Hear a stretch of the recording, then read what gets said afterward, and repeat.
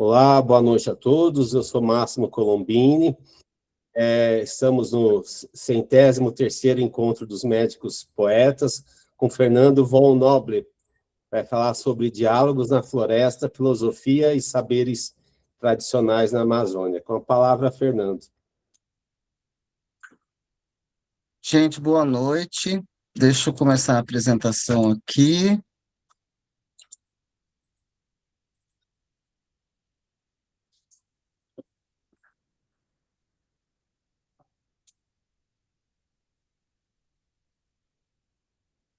Está aparecendo para todos? Tá ótimo. Sim, sim.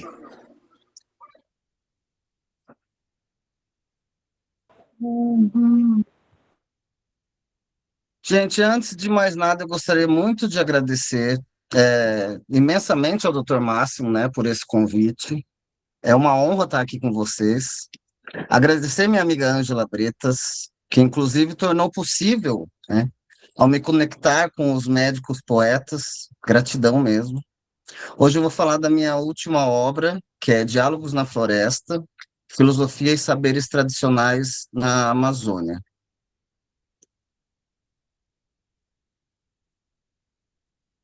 Eu começo até com uma provocação, né? E se a natureza ela não estivesse em silêncio, né?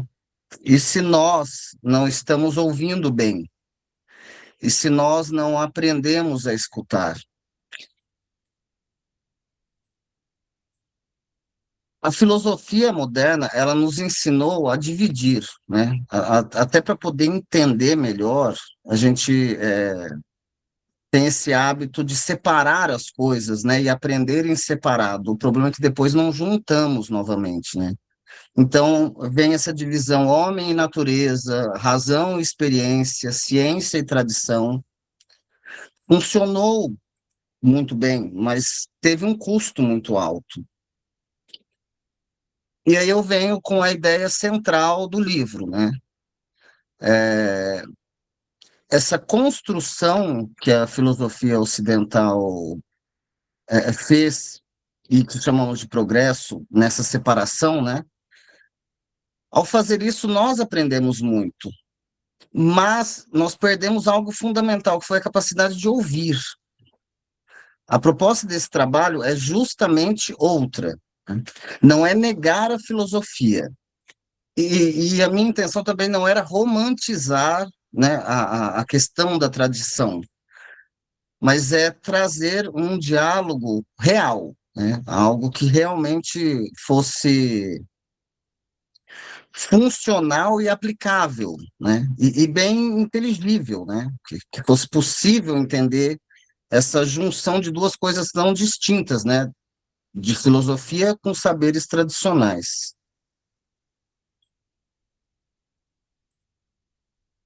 Esse projeto ele começou, eu comecei meu mestrado em filosofia pela Universidade Federal de Rondônia e eu tive aula com a professora doutora Daiane de bioética e ela me convidou no ano seguinte para participar de um projeto de pesquisa de saberes tradicionais. Foi aí que eu tive acesso a alguns acadêmicos que faziam parte desse grupo de pesquisa da etnia Suruí. E eu sempre tive muita curiosidade, assim, de fazer até algumas perguntas mais íntimas e mais de como que eles se relacionavam ou conviviam ou como era a conceituação de alguns temas, né? Mas eu acabei nunca tendo a oportunidade de conhecer alguém mais intimamente para abrir um diálogo desse.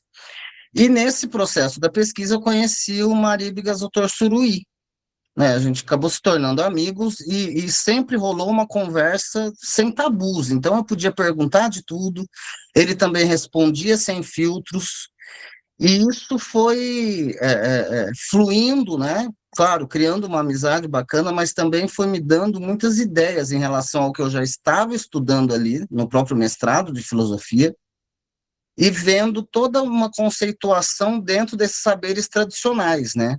Que inclusive não envolve uma escola, né? Se você pegar as etnias, a transmissão é oral, é musical, existem outras formas de transmissão daquela cultura e daqueles saberes.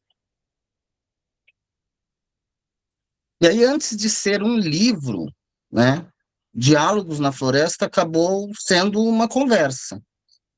Isso acaba mudando tudo, porque ele não nasce de uma ideia abstrata, né? Ele nasce de encontros reais. Ele nasce desse diálogo, né, entre diferentes formas de existir, diferentes culturas, né, diferentes visões de mundo. Foi dessa forma que eu fui concebendo a ideia desse livro, né? Então veio as conversas reais, né? Essas experiências vívidas da etnia, né? Não apenas estudadas ou não apenas lidas, porque eu estava falando com alguém que diretamente viveu aquilo, né? Então o livro nasce desse diálogo entre a experiência de vida, a cultura e essa visão de mundo, né? Eu até coloquei um insight-chave ali, que é a filosofia não estava faltando na floresta, ela sempre esteve ali, mas nós desaprendemos a reconhecê-la. Porque eu acabei dando de cara com isso, né? Uma série de estruturas da filosofia ocidental, eu pude, de certa forma, reconhecer dentro dos saberes tradicionais. Então a gente começa a ver coisas que são inerentes ao ser humano, independente do contexto é, geográfico ou cultural que ele está inserido. E isso acabou, sei lá, ampliando muito a minha visão. Só que no começo eu ainda não tinha nem a ideia de livro, era só realmente esse bate-papo. Uma das coisas, uma das minhas preocupações era como traduzir isso, né? Assim, quando eu decidi fazer o livro, era como juntar esse monte de conversa aleatória, né? A maioria ainda por mensagens, por WhatsApp, e junto com todo o conhecimento ali que eu estava adquirindo de filosofia ocidental, traduzir esse reconhecimento sem domesticar aquilo que é conhecimento bruto e natural. Então, eu não queria ter a prepotência de criar novas teorias, né? Mas também não queria a mediocridade de menosprezar conteúdos e saberes. Eu queria achar um equilíbrio, né, desses novos conceitos que estavam me ampliando, né? Então, eu comecei o primeiro processo, basicamente, como transformar uma conversa em um livro. Esse foi o processo. Ele começou com algo simples, né, mais raro, que foi esse processo de escuta. Eu fiquei sempre muito atento ao que ele me passava, ao que ele conversava. Muitas vezes havia uma tensão real, porque às vezes ele vinha com uma informação de experiência de vida ali e eu automaticamente já tentava entrar com uma lógica, né, acadêmica que eu já estava criado ou pré-concebido ali. Então, inclusive essa tensão na conversa me ajudou muito para poder estruturar isso sem se tornar uma coisa nem muito complexa, nem muito demagógica, né? O grande desafio acabava sendo esse, né? Não traduzir demais, mas ao mesmo tempo não perder o sentido, né? Eu tinha que ter uma linha de raciocínio ali, em especial pensando no leitor, né? Porque a gente escreve para que o outro entenda, né? Para que o outro tenha acesso ao que você está tentando explicar. Então, eu tive esse cuidado na maior parte do processo. O, o ponto mais importante, né, é que esse livro só saiu desse campo da ideia porque ele encontrou realmente essa possibilidade concreta de existir. Então, houve um edital no meio do ano passado, aqui na cidade, edital da PNAB, né, que é a Política Nacional Aldir Blanc, um edital da Fundação Cultural, e abriu para literatura. Eu já vinha com esse livro ali, há uns 8, 9 meses, meio que cozinhando ele, né? Falei, vou inscrevê-lo, né? Vamos ver o que vai dar. E aí, quando foi aprovado, isso para mim significou mais do que financiamento, que significou um certo reconhecimento institucional de que esse diálogo precisava acontecer, né? E aí eu peguei firme, em tempo recorde, até conseguir é, é, é,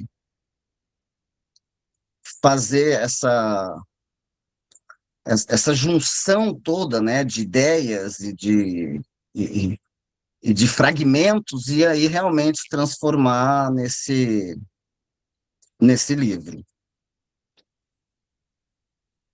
Em Diálogos na Floresta, eu organizei a obra a partir de uma tríade, né?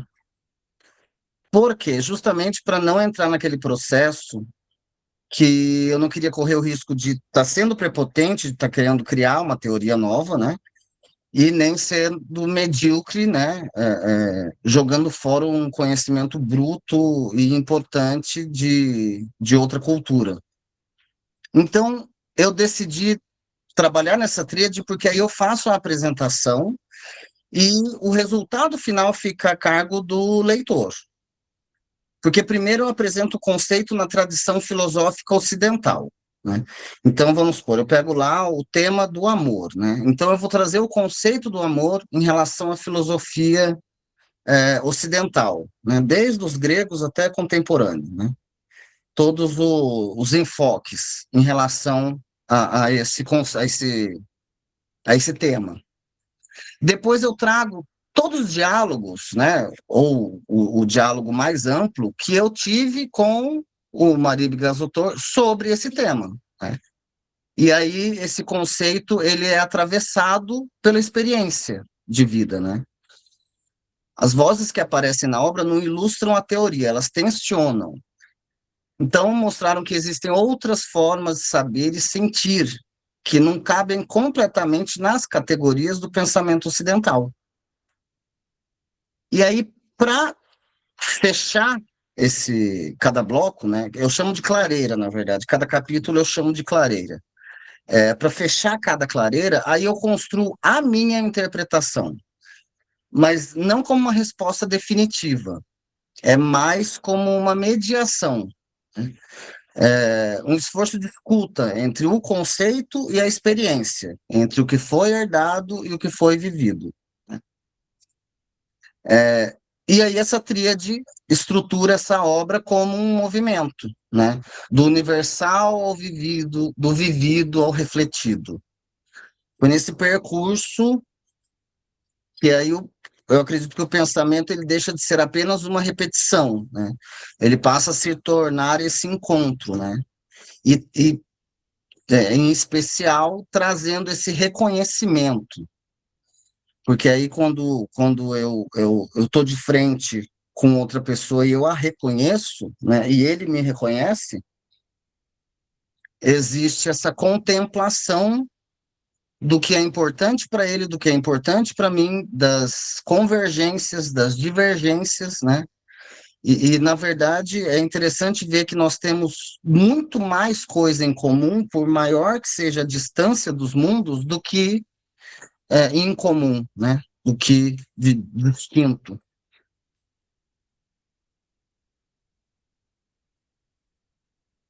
O problema nunca foi a ausência de voz, sempre a ausência de escuta. O que que acontece? Depois do livro pronto, né? Depois eu vou até apresentar os resultados desse projeto que se tornou a obra, mas eu comecei a ver a importância de transmitir de uma forma até mais fácil ou mais rápida o conceito estrutural, né, desse livro.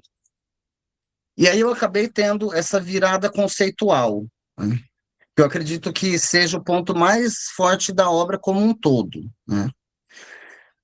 Até aqui, a floresta, ela poderia ser vista como um objeto, né? A floresta e tudo que ela contempla e que ela significa, ela poderia ser visto como objeto, né? Algo que a gente observa, né?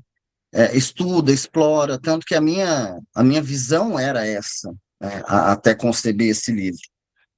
Mas depois desse livro, eu rompi com isso, pelo menos comigo isso foi rompido, né? Porque a floresta ela deixou de ser um objeto, ela passou a ser um sujeito. E quando ela se torna um sujeito, ela deixa de estar disponível, e aí ela passa a nos confrontar. É a partir desse momento que eu comecei a ouvir, né, essa voz, que eu fiz a provocação no começo da apresentação, né? E se ela não estiver em silêncio, nós que desaprendemos a escutá-la, né? Então a Terra ela não está em silêncio, o silêncio é nosso, porque a Terra ela fala o tempo todo, né? Mas nós deixamos de escutar.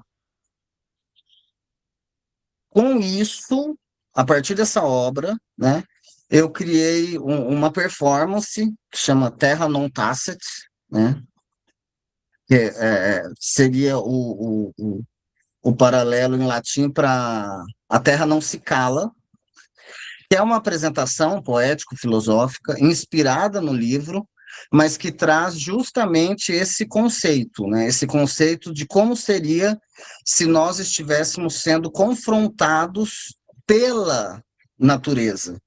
E quando eu falo natureza, não só nesse processo ecológico, mas como um fenômeno inclusive espiritual, né? Até porque a etnia chama o espírito da floresta, né? Isso demonstra, inclusive, como que eles julgam tudo que é a floresta, porque quando eles conceituam como espírito, e nesse sentido eu acredito que o conceito é bem próximo do nosso, é porque contempla uma coisa muito maior que apenas uma árvore, né? Que apenas uma fruta, né?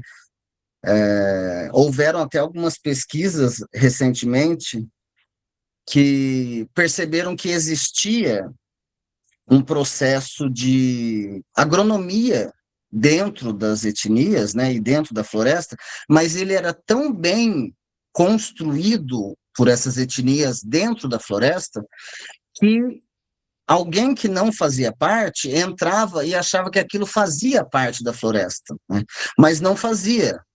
Então, por exemplo, uma sequência de algumas árvores.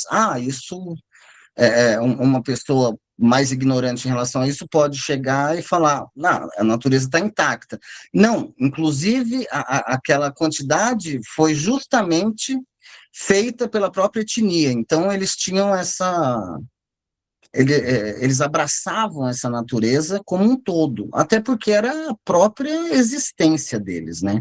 Se de alguma forma eles destruíssem, eles estavam se destruindo. Eles sempre tiveram esse conceito, porque eles não saíram também dessa etapa que aí nós acabamos saindo com o tempo. Então, aqui não é mais sobre natureza, é sobre relação, né?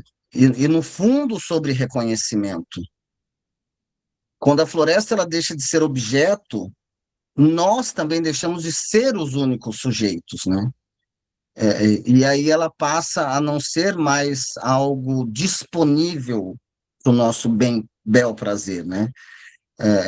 E é essa relação que a gente tem que estar revendo com muita frequência. Esses aqui são alguns dos resultados, né? Do projeto, né, da PNAB, né? Foram produzidas 100 unidades físicas do livro, foi realizado o lançamento, o livro circulou gratuitamente, né, essa primeira tiragem, né, foi disponibilizado PDF e audiobook, porque eu também, desde o começo, a minha intenção era a de difusão da filosofia da forma mais democrática possível. E para ser o mais democrático possível, eu tinha que estar gratuito em todas as plataformas que eu pudesse. Então, teve o livro físico, e aí foi criado o PDF, que tem para download gratuito, aí tem o audiobook tanto no Spotify quanto no YouTube, né? Ele chegou às escolas públicas, participei de conferências, espaços institucionais, né? Também divulgando esse trabalho. a média aí é que ele alcançou 900, 1.000 pessoas diretamente, o livro, com essas atuações todas, né?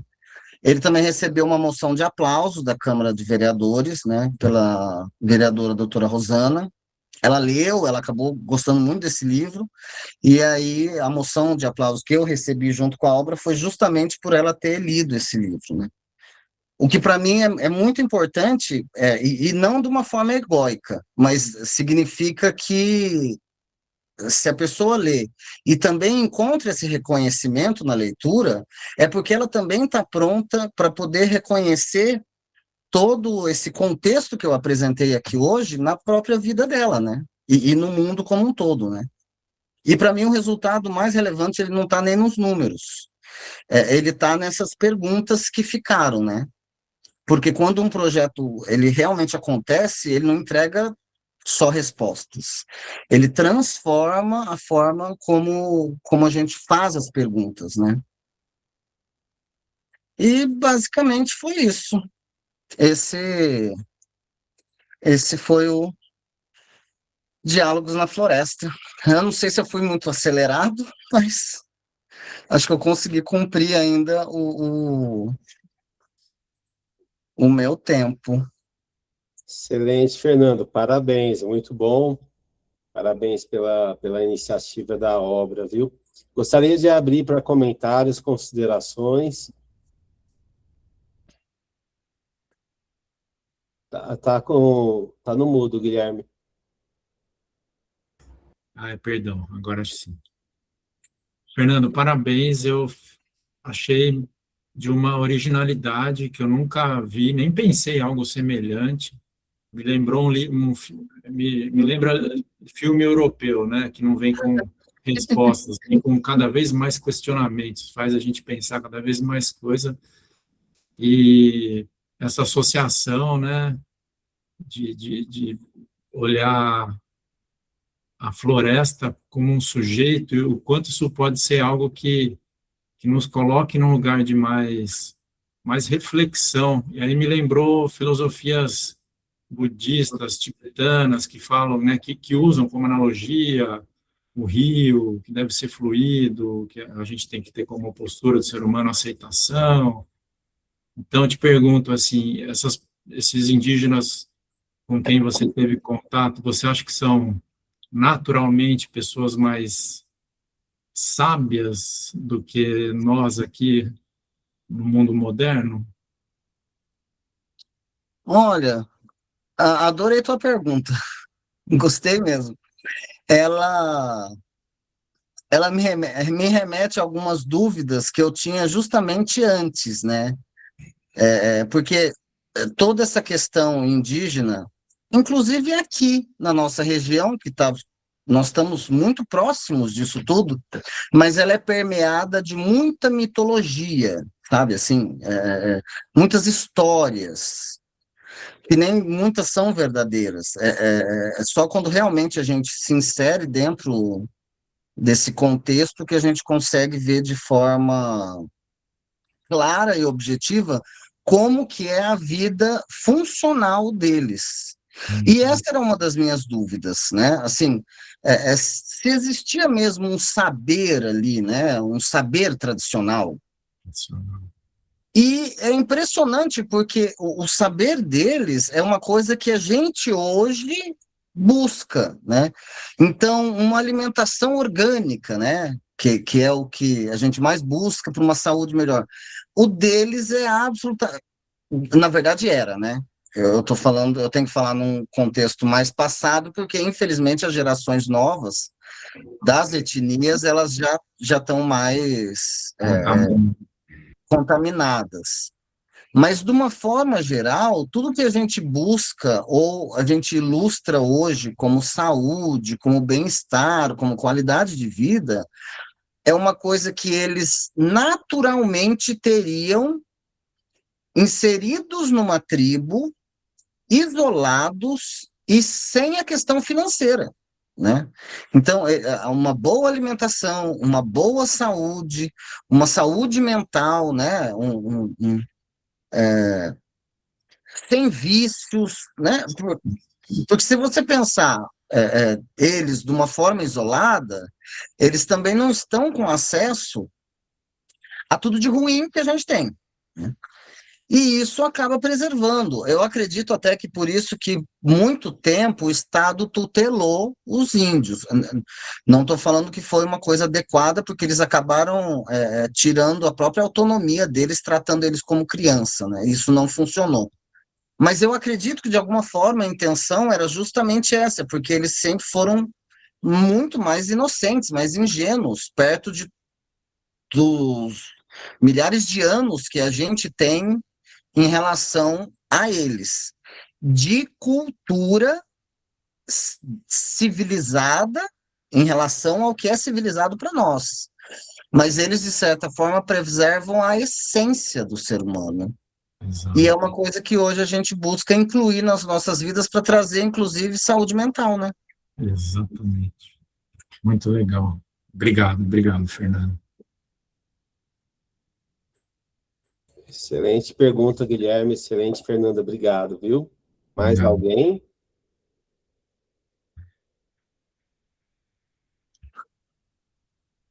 Então eu consegui explicar bem. Bom, eu vou fazer uma pergunta também, Fernanda. Eu gostei muito, parabéns aí pela iniciativa. Eu acho que isso tudo é muito importante a gente conhecer e compreender um pouco melhor, né? Porque fala de essência da vida e os índios têm isso de uma forma muito espontânea, né? Eu fiquei... Bom, primeiro eu estou curioso para ler tua obra, né? Fiquei feliz que também está disponível em várias plataformas. Gostaria de te convidar para disponibilizar aí no nosso grupo, que muitas pessoas, tenho certeza, vão ter interesse. Gostaria até de aproveitar para convidar todos os presentes a participar da nossa iniciativa, os Médicos Poetas. É um grupo que tem esse olhar, né, para a integralidade, diversidade cultural, e isso tudo é muito precioso da gente estar cultivando e estar conectando pessoas, saberes, né? E, assim, eu fiquei em dúvida, assim, como foi estruturado o livro? São diálogos, você conta histórias, pessoas que estão na forma de crônica, como que você traz isso, né? Não entendi totalmente, me deu a impressão que são crônicas, é isso? Sim, eu trago aquela tríade que eu comentei, né? A divisão em três partes. Eu trago toda a conceituação do tema, depois eu trago a transcrição mesmo das nossas conversas, né? Então, é o diálogo transcrito, que aí eu faço as perguntas, ele responde, a gente tem aquela dinâmica, né, de bate-bola sobre o assunto, e aí depois que finaliza esse diálogo, que eu trago a minha interpretação de tudo aquilo. Mas é Muito nesse formato interessante, mesmo. muito interessante. Eu achei, e você traz um pouco da mitologia também, né? Eu não trago muito. O que porque como eu tento trazer, eu tento trabalhar sem viés nessa, por mais que seja impossível tirar todos os viés, né? Mas eu tento trabalhar o mais bruto de informações possíveis. Então eu trago realmente tudo que eu vou usar como exemplo o amor, né? O tema amor, né? Então uma das clareiras a gente fala sobre amor.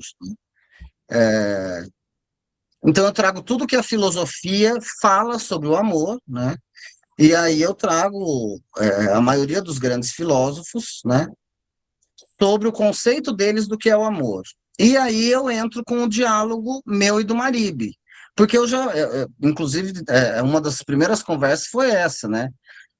Como que era o amor na tribo, né? Porque até onde eu sei, tinha que casar com quem os pais queriam, aquele negócio todo, né? E não é bem assim. Existia espaço para se gostar ou para se amar. Só que o mais importante que eu peguei dessa conversa com ele é de que o amor é uma construção. Não tem o amor tão hollywoodiano ou romântico como o nosso. né? Ah, amor à primeira vista, aquela coisa, né? Mais romantizada, né? Mais é, século XVII, século XVIII, aquela coisa, ou século XV, shakespeariana, né? Não, não é tão rebuscado. É uma coisa mais prática e envolve até mais amizade e respeito. Então, por exemplo, se você, doutor Máximo, e a Ângela foram prometidos desde pequenos para se casar, para juntar ali os clãs, certo? Vocês vão crescendo e convivendo e já sabendo disso, que quando vocês se casam, existe um sentimento já. E vocês depois, a partir desse momento, constroem isso juntos. Né? E eu nunca tinha visto dessa forma, né? Eu achava que era uma agressão, né? Que a mulher era obrigada a se casar, que uma cultura machista. Eu tinha uma visão meio deturpada. E através desse livro, através dessas conversas, que eu fui revendo todos os conceitos. E aí é difícil não trazer isso para a minha realidade ocidental, né? Porque aí eu vejo isso dentro da etnia lá com ele, e depois quando eu olho para a gente, meu olhar já está diferente, né? Aí eu começo a ver o quanto nós não estamos tão bem em relação a eles. E aí o livro fica mais ou menos nessa linha. Excelente, excelente, muito bom, parabéns, viu? Bom. Mais alguém gostaria de comentar, considerar, fazer alguma consideração? Bom, pelo adiantar do horário, eu gostaria de convidar nossa convidada surpresa para fazer o encerramento poético de hoje. Por favor, Ângela, fique à vontade. Oi, Fernanda, olha eu aqui de novo. Eu não comentei nada, porque como eu ia, né, falar aqui o encerramento, então eu fiquei quietinha, mas eu li o livro dele, gostei muito.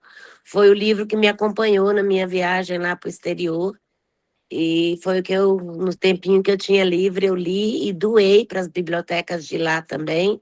Então, o seu livro já está voando outros caminhos, e o pessoal lá fora está conhecendo um pouco sobre o que é a etnia suruí.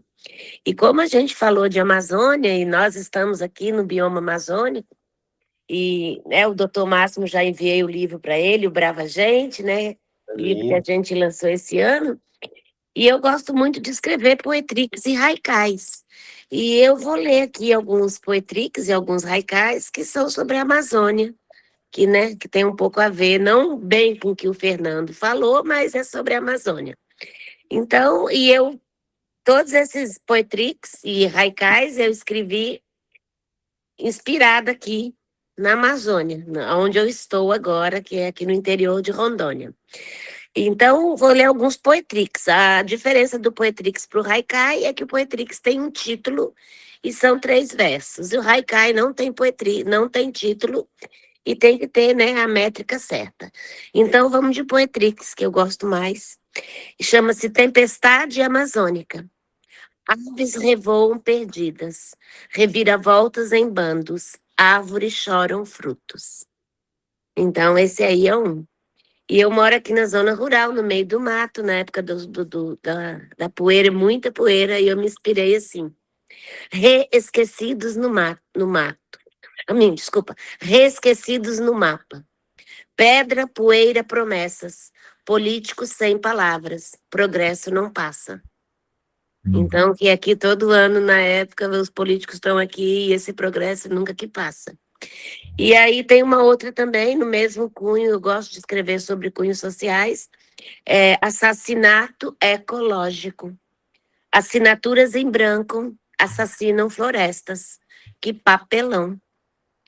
Que o Poetrix, a gente tem que ter um certo um lado jocoso, uma ironia. Então, é nisso aí. Tem gente que fica assim meio boiando, o que é que ela quis dizer com isso, mas aí você lê 2, 3 vezes, você entende. E mais uma, vidas secas, sol abocanha, pele e ossos, barro seco no solado, sem sombra, o fardo assombra. Eu fiz essa porque vi um senhor passando, né, com um fardo nas costas, naquele sol Então, aqui o sol realmente ele abocanha a nossa pele, nossos ossos. Que o verão amazônico é muito quente. E eu vou ler o último, né? Porque tem o tempo já esgotou. Chama-se Temperatura Máxima. Natureza suada. O verão adiantou-se. Herança das queimadas. Então, aqui é muito bonito, mas tem um lado muito triste quando chega na época do verão, que a gente fica aqui praticamente com falta de ar. Mas estamos aqui vivendo e é um prazer estar aqui com vocês. Eu espero o pessoal de São Paulo aí conhecer vocês na Bienal. Agradeço a Érica, que eu estou vendo que veio aqui. Ela ia aí de São Paulo e ela faz parte do Chipalê. Obrigada, Érica, por ter vindo. É um prazer participar. Eu estava assistindo as lives, eu estava maratonando. Tá falando, eu ainda vou participar.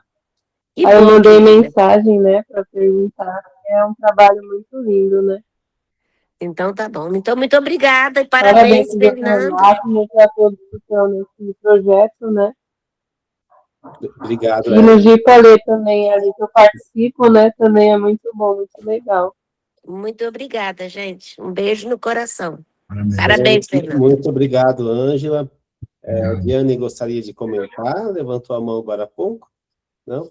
Então tá ótimo. Vamos encerrando essa primeira parte. Muito obrigado e até mais. Boa noite. Boa noite.